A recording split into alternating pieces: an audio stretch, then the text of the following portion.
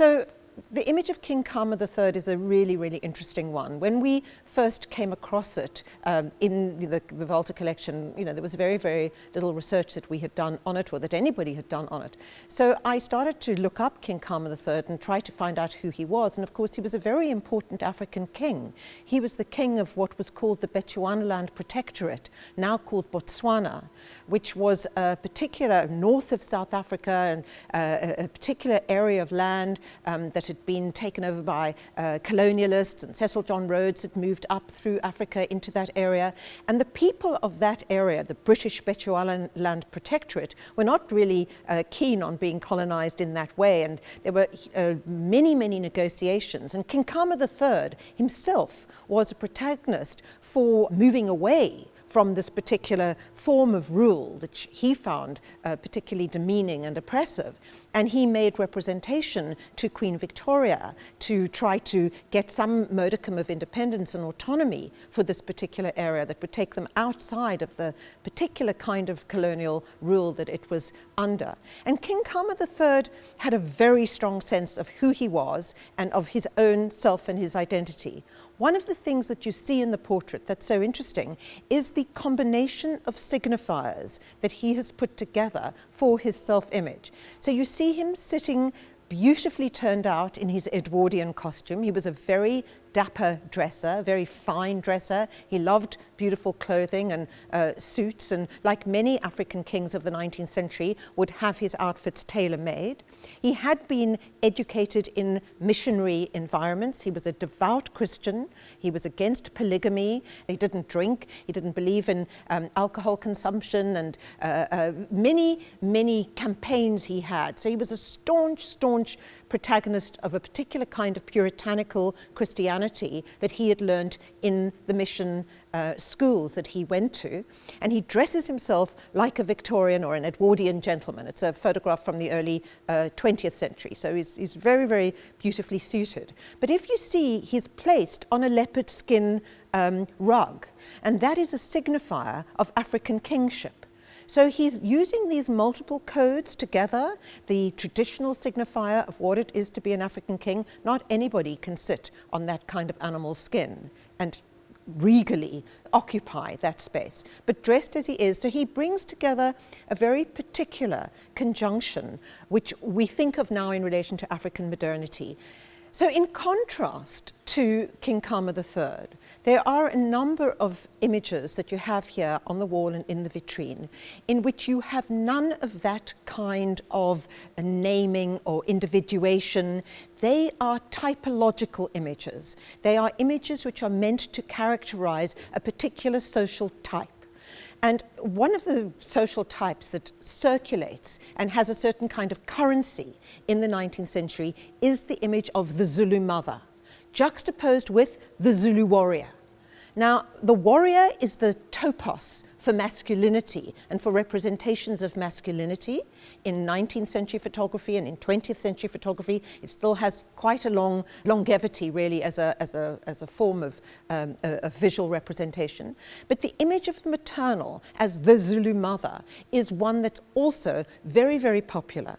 And the images that you have here of the Zulu mother are made in a studio. You have the image of the woman in her skins carrying her baby on her back, which is the typical way in which African women transport their babies and look after their children while they are working in the fields, working domestically, working at home, walking in the street. So you have this image of the African woman with her baby on her back, and this becomes a cliche even of representations of African femininity. So one of the other things that's very interesting about the representation you have of the Zulu mothers here is that you see it in multiple iterations. You have the one kind of cabinet print, but then you have it reproduced and recycled as a postcard image and sent around the world. In some of your photographs here, you even have the postage stamp on top of the image, so that you can see that these are tokens that were sent by people across the world dependent on the postal system. And often they have inscriptions which are quite offensive and insulting to the various models who were working. There are people who are working who take up a job to take up these poses. That woman who poses for the Zulu mother might have been doing it under a contractual arrangement, and she is made to embody that figuration of African femininity for a commercial purpose. The studio that actually produces that image and circulates that image. How she viewed herself in that image, we don't know. Why she did it, we don't know. What the contractual arrangements were through which she became involved in that form of labor, we don't know. But what we really do know is that this is a woman at work. And the work that she does produces this figuration of African femininity, which then has huge currency and the ability to actually earn money and to circulate as a commodity in the world. One of the great treasures of the Walther Collection are the volumes that Doug Cronin produced of the so-called Bantu tribes of South Africa. Now, Santu Mofokeng looked at this archive and understood that it represented an image of Africans as if they were part of the flora and fauna of the world, that it represented a vision of Africa that was very, very one-sided, that was very colonial.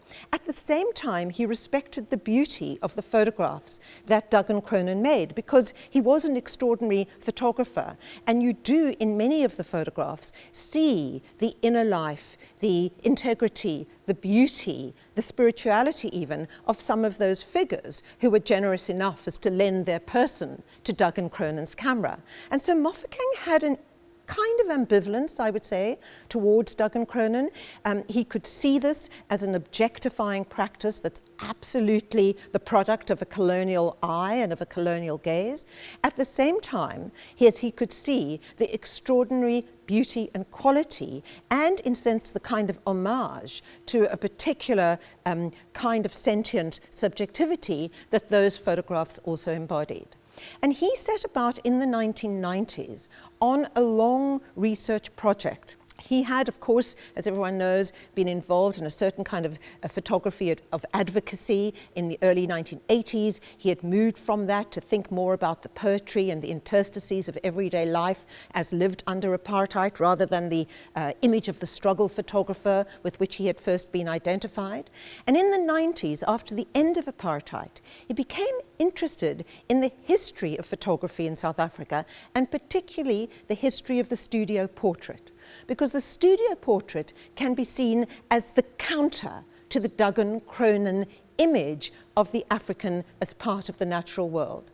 And he started traveling through rural South Africa, visiting people, asking them about their photographs, and found this amazing resource, this repository of images. Some of them were battered and old and bruised and water damaged. They'd been kept in boxes under beds. They'd been kept on mantelpieces. They'd been put on walls.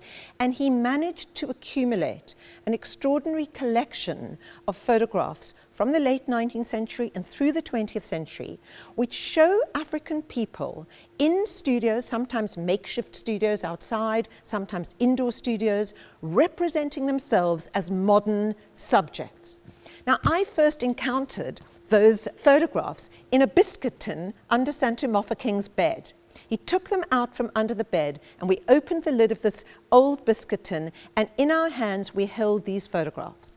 By that stage, the project of the Black Photo Album had already had its iteration as a slideshow that Okwi and Weasel worked on with Santu Mofokeng for the Johannesburg Biennale in the late 90s. But working with Mofokeng and thinking with him about those photographs, we became aware that there were multiple things that you could do with them. He had shown them as digital prints. He'd had them already scanned and used with all the damage that's on them, and put them into a number of different exhibitions. And Arthur Walther bought a whole series of those. So we then decided, when we were working on Distance and Desire, that we needed to bring the conversation together again. We needed to put Doug Cronin and Santu Mofokeng in dialogue.